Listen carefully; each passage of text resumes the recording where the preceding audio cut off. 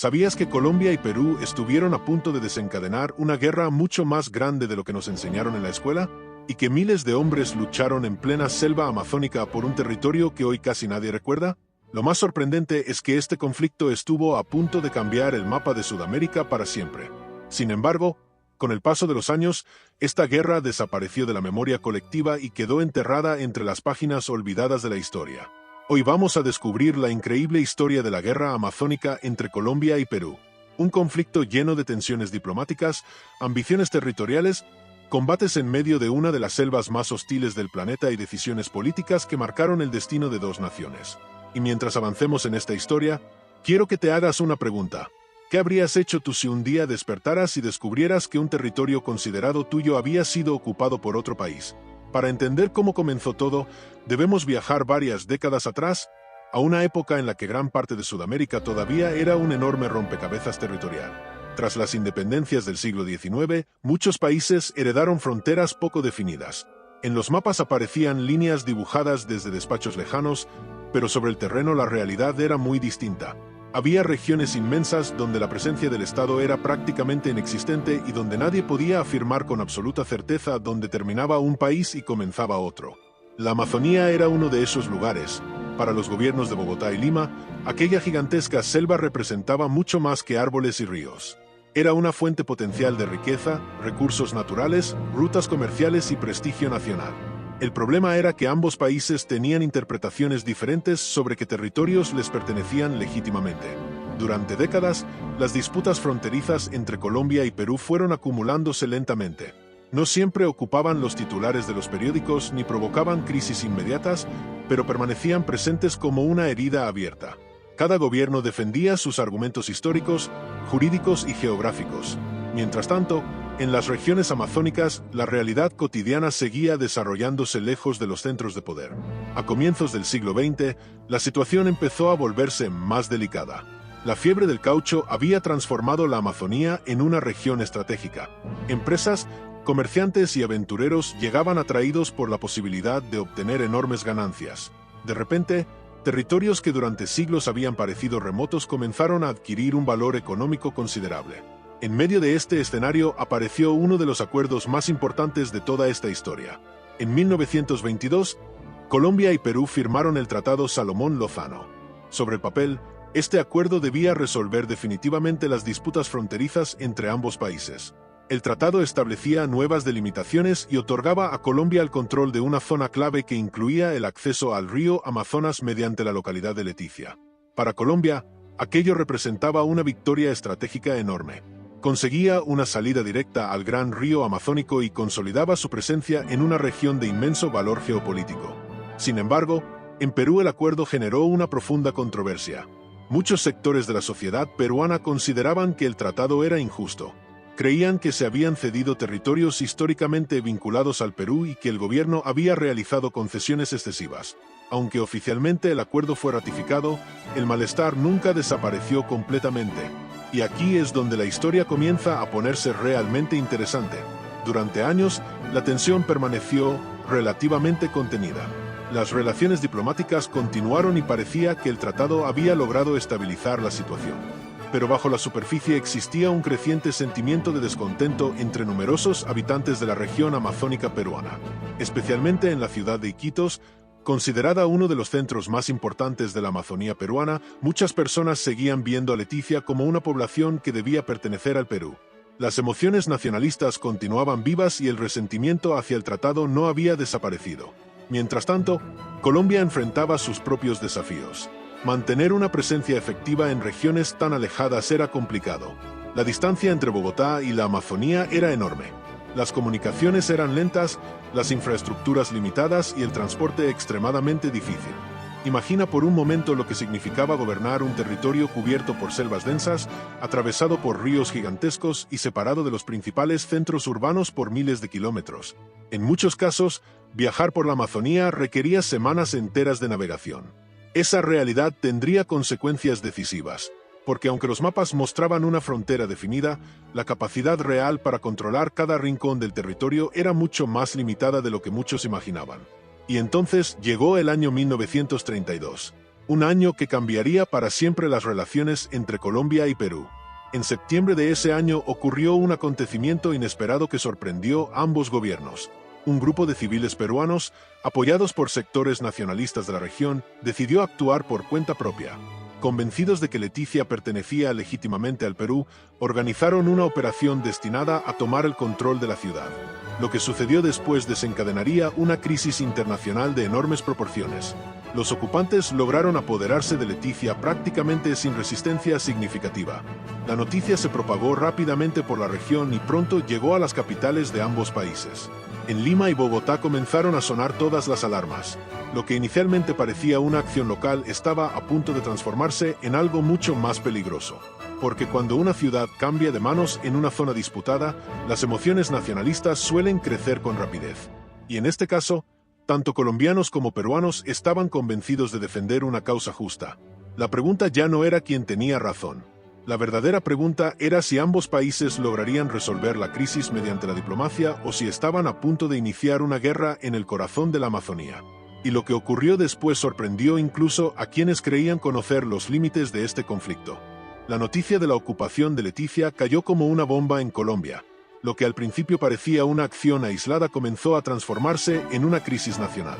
Los periódicos hablaban del territorio perdido, los políticos exigían respuestas y la población observaba con preocupación cómo una ciudad considerada colombiana había pasado a manos peruanas. En Perú, la situación era muy distinta. Muchos ciudadanos celebraron la ocupación como una corrección histórica. Consideraban que Leticia siempre había pertenecido al Perú y veían la operación como una recuperación legítima del territorio. El sentimiento nacionalista creció rápidamente y el gobierno peruano se encontró bajo una enorme presión popular. Durante los primeros meses, ambos países intentaron manejar la situación mediante canales diplomáticos. Sin embargo, cada día que pasaba hacía más difícil encontrar una solución pacífica. Colombia exigía la devolución inmediata de Leticia. Perú se enfrentaba al desafío de responder a una población que apoyaba cada vez más la ocupación. Lo que comenzó como una disputa territorial estaba convirtiéndose en un asunto de orgullo nacional. Y cuando el orgullo nacional entra en juego, los conflictos suelen volverse mucho más peligrosos. Mientras las conversaciones diplomáticas avanzaban lentamente, ambos países empezaron a prepararse para una posibilidad que cada vez parecía más real: la guerra.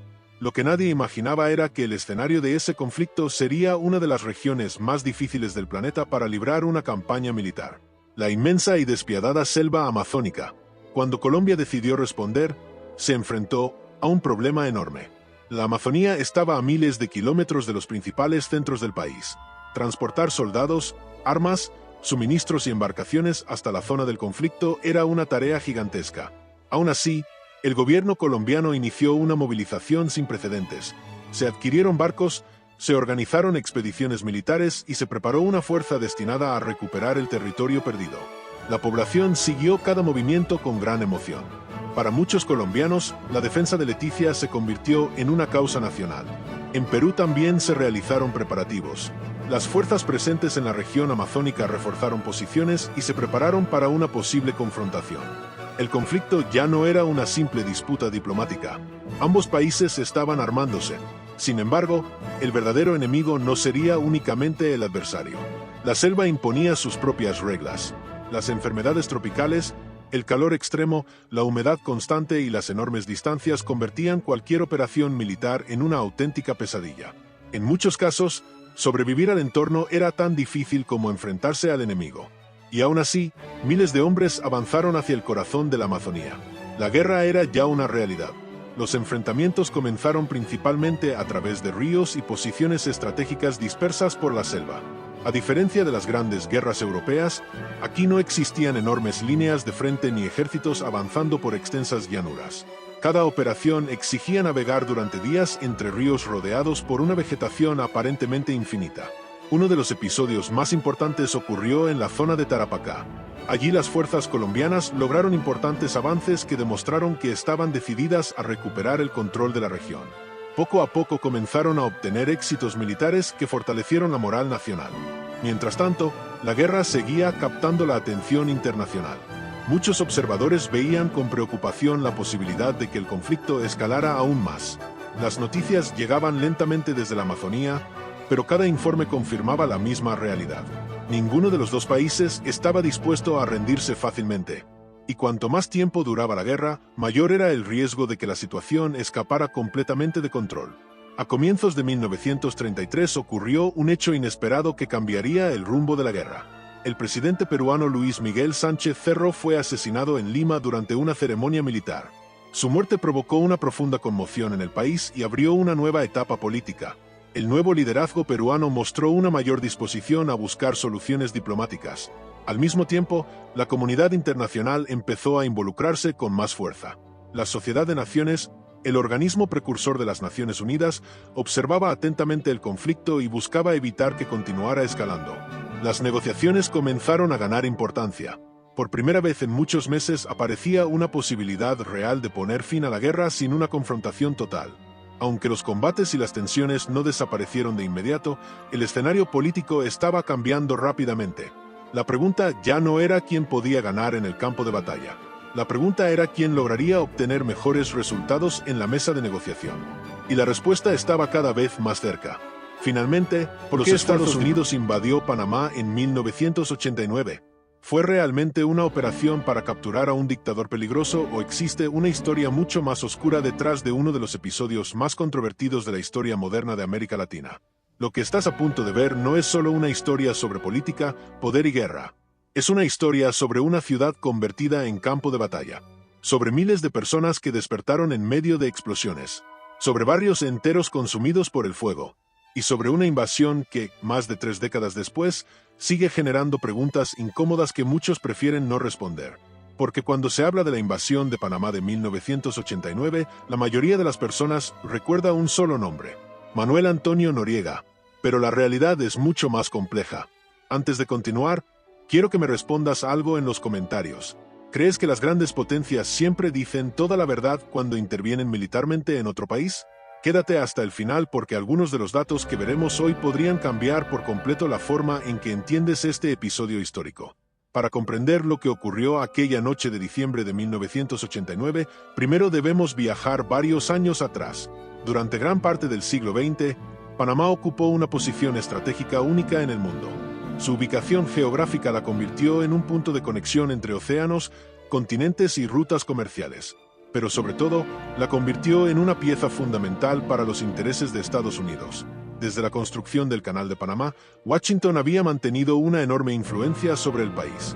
El canal no era simplemente una obra de ingeniería, era una de las arterias comerciales más importantes del planeta. Controlarlo significaba controlar una parte esencial del comercio mundial. Durante décadas, la relación entre Panamá y Estados Unidos estuvo marcada por acuerdos políticos, tensiones diplomáticas y una constante lucha por la soberanía. A medida que avanzaban los años 70, el sentimiento nacionalista panameño crecía cada vez más. Muchos ciudadanos consideraban que una parte de su territorio permanecía bajo influencia extranjera. La presión aumentó hasta que finalmente se firmaron acuerdos destinados a transferir gradualmente el control del canal a Panamá. Pero mientras la atención pública se concentraba en esos cambios históricos, otro personaje comenzaba a ganar influencia en las sombras. Su nombre era Manuel Antonio Noriega. Nacido en un entorno humilde, Noriega ascendió dentro de las fuerzas de seguridad panameñas hasta convertirse en una de las figuras más poderosas del país. Inteligente, calculador y extremadamente ambicioso, entendió rápidamente cómo funcionaban las dinámicas del poder en plena Guerra Fría. Durante aquellos años, América Latina era un escenario clave en la confrontación entre Estados Unidos y la Unión Soviética. Cada gobierno, cada movimiento político y cada conflicto regional podía convertirse en una pieza dentro de un tablero geopolítico mucho más grande. En ese contexto, Noriega desarrolló relaciones con diferentes agencias de inteligencia y con múltiples actores internacionales. Durante mucho tiempo fue considerado un aliado útil para Washington. Y aquí es donde la historia comienza a ponerse realmente interesante, porque durante años, Estados Unidos y Noriega mantuvieron una relación que resulta difícil de explicar si solo observamos lo que ocurrió después. Mientras públicamente se hablaba de cooperación y estabilidad regional, detrás de las cámaras se desarrollaban acuerdos, intercambios de información y operaciones de inteligencia que convertirían a Panamá en un punto estratégico para diversos intereses internacionales. Sin embargo, las alianzas políticas suelen durar solo mientras resultan convenientes. Y con el paso del tiempo, la relación comenzó a deteriorarse. Las acusaciones contra Noriega empezaron a multiplicarse. Surgieron denuncias relacionadas con corrupción, abusos de poder y supuestos vínculos con actividades criminales. La presión internacional aumentó. Los medios comenzaron a dedicar cada vez más espacio a su figura. Y poco a poco, el antiguo aliado empezó a transformarse en un problema. Pero aquí aparece una pregunta que todavía genera debate. Si Noriega era tan peligroso como posteriormente se afirmó, ¿por qué durante tantos años fue considerado un socio estratégico? Esa es una de las cuestiones que sigue alimentando la controversia hasta nuestros días. Mientras las tensiones crecían, la situación interna de Panamá se volvía cada vez más inestable. Las protestas aumentaban. La oposición política denunciaba irregularidades. La economía comenzaba a sufrir las consecuencias del aislamiento internacional y las sanciones. La incertidumbre se extendía por todo el país. Muchos panameños sentían que algo grande estaba por ocurrir. Y tenían razón, porque mientras las cámaras enfocaban los discursos políticos y las crisis diplomáticas, miles de soldados estadounidenses comenzaban a prepararse para una operación militar sin precedentes en la región. Una operación que sería planificada durante meses. Una operación que movilizaría enormes recursos militares. Una operación que transformaría para siempre la historia de Panamá. Pero nadie imaginaba la magnitud de lo que estaba a punto de suceder. En las calles de Ciudad de Panamá, la vida continuaba aparentemente con normalidad. Los comercios abrían sus puertas, las familias seguían con sus rutinas, los niños asistían a la escuela. Sin embargo, detrás de esa apariencia de normalidad, las tensiones crecían día tras día. La cuenta regresiva ya había comenzado. Y en Washington, las decisiones que se estaban tomando cambiarían el destino de miles de personas en cuestión de horas. Lo que ocurriría en diciembre de 1989 no sería simplemente una operación para capturar a un líder político. Sería una de las intervenciones militares más impactantes del final de la Guerra Fría. Una noche de fuego, una noche de explosiones, una noche en la que una ciudad entera quedaría atrapada entre la historia oficial y las preguntas que aún siguen sin respuesta. Y lo más sorprendente es que lo peor todavía estaba por llegar. A finales de los años 80, la relación entre Manuel Noriega y Estados Unidos había llegado a un punto de ruptura. Lo que durante años había sido una alianza estratégica comenzó a transformarse en una confrontación abierta. Washington acusaba al líder panameño de corrupción, narcotráfico y manipulación electoral, mientras que Noriega denunciaba intentos de interferencia extranjera en los asuntos internos del país. Las sanciones económicas empezaron a golpear con fuerza. Empresas cerraban, aumentaba la incertidumbre y la tensión política crecía en las calles. Cada semana parecía acercar a Panamá un paso más hacia una crisis inevitable. Mientras tanto, en Estados Unidos, algunos sectores del gobierno defendían que la situación ya no podía resolverse mediante la diplomacia. La idea de una intervención militar comenzaba a ganar terreno.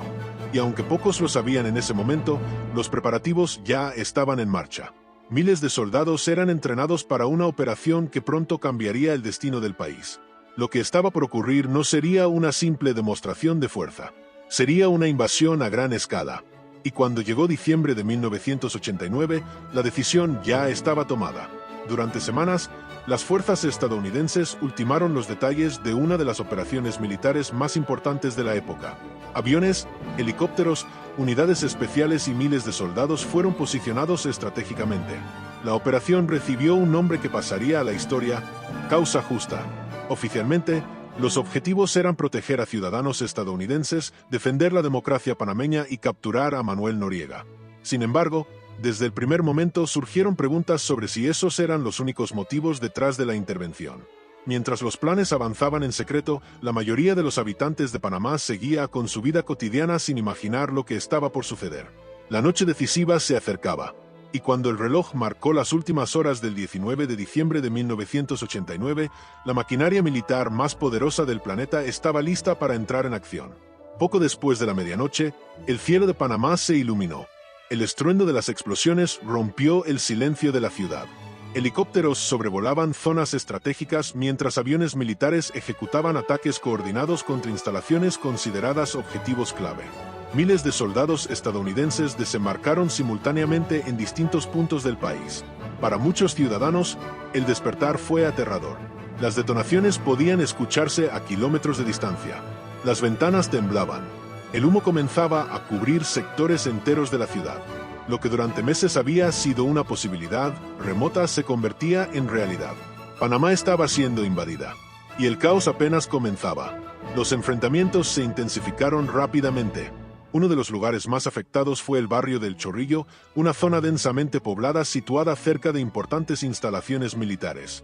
Allí, los combates y los incendios provocaron escenas que quedarían grabadas para siempre en la memoria de miles de personas. Edificios enteros ardían durante horas. Familias abandonaban sus hogares en medio de la oscuridad buscando refugio entre los escombros. Las calles se llenaban de humo, sirenas y confusión. Mientras las fuerzas estadounidenses avanzaban sobre sus objetivos, la población civil quedaba atrapada en medio del conflicto. Las imágenes que comenzaron a circular mostraban una ciudad golpeada por la guerra. Pero lo más polémico vendría después, porque mientras algunos celebraban el fin del régimen de Noriega, otros empezaban a preguntarse cuántas personas habían pagado el precio de aquella operación. Y la respuesta nunca sería completamente clara.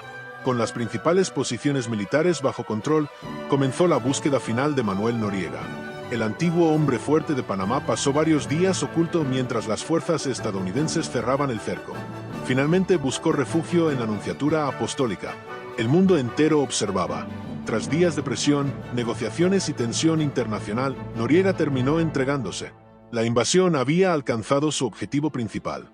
Pero las preguntas más difíciles apenas comenzaban. ¿Cuántas víctimas dejó realmente el conflicto? ¿Cuál fue el verdadero costo humano de la operación? Y sobre todo, ¿fue aquella invasión una misión necesaria o una demostración de poder que todavía sigue generando controversia? Eso es exactamente lo que veremos a continuación.